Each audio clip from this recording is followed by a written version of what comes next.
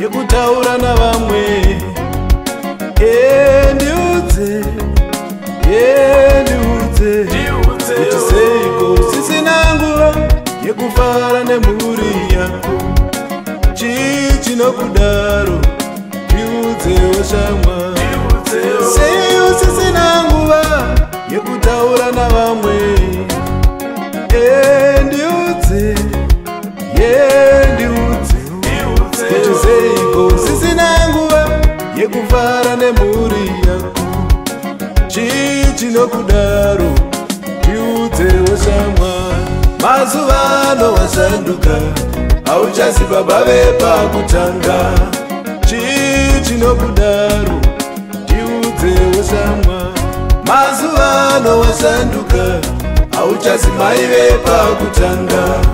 Chii chakakudaro? Ndiudzewo shamwari.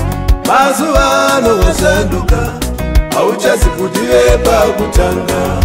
Chii chakakudaro? Ndiudzewo shamwari. Mazuva ano washanduka, hauchasisi vepakutanga. Chii chakakudaro? Ndiudzewo shamwari.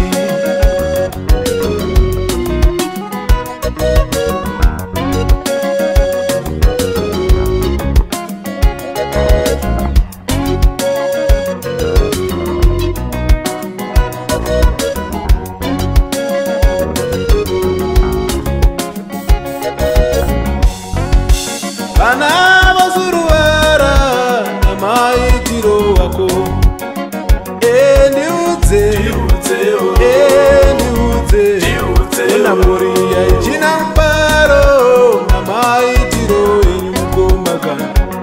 Ndiudze pane vamwe yautafara sezvawaisimboita kare kare.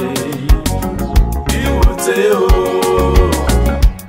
mukereke hauchashandi sezvawaisimboita kare kare. Ndiudzewo pane vamwe hauchafara sezvawaisimboita kare kare.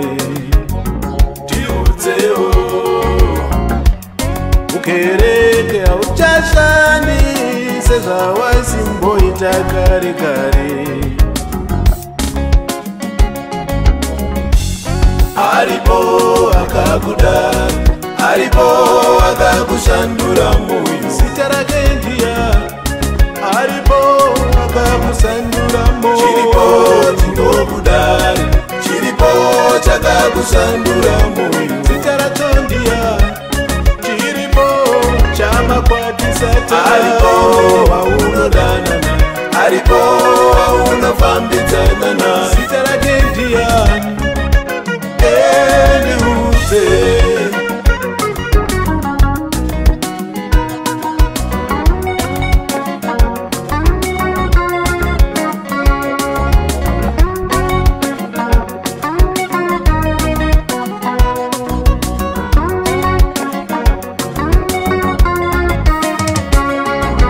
Dzokera kumabasa ako ekare kare akanaka.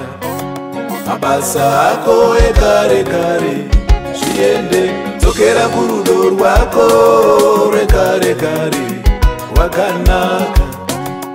Rudo rwako rwekare kare zviende.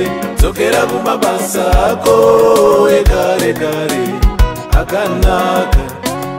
Mabasa ako ekare kare zviende. Dzokera kurudo rwako rwekare kare rwakanaka. Rudo rwako rwekare kare zviende. aripo akatida, aripo akatirangarira. Zita rake ndi Jesu, wakafa kuti tiponeswe. Aripo anotida, aripo anotirangarira. Zita rake ndi Jesu, wakafa kuti tiponeswe.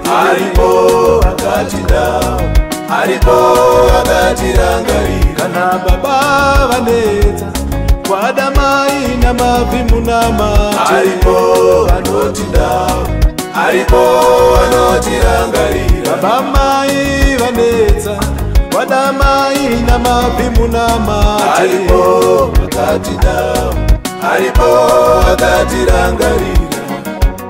Vanotsikama shuwa vanotsikama, aripo anotida, aripo anotirangarira. Vanotsikama shuwa vanotsikama, aripo akatida, aripo akatirangarira. Kunyangwe mwana wanetsa kwadama namabvi unamati, aripo anotida, aripo anotirangarira. Anotsikama shuwa anotsikama.